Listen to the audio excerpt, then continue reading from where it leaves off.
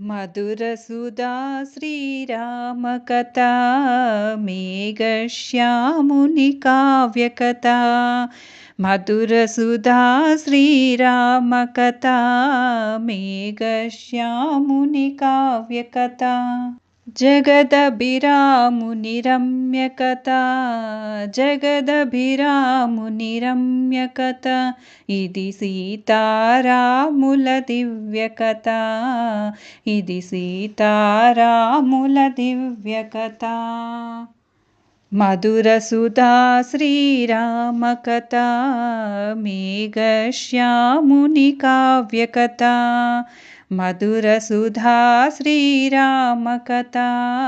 మేఘశ్యాముని కావ్యకథా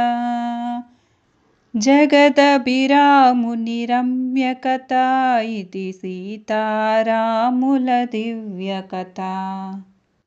భక్తకోటికి కల్పవృక్షమై ఆర్తుల బ్రోచే ఆది దైవమై భక్త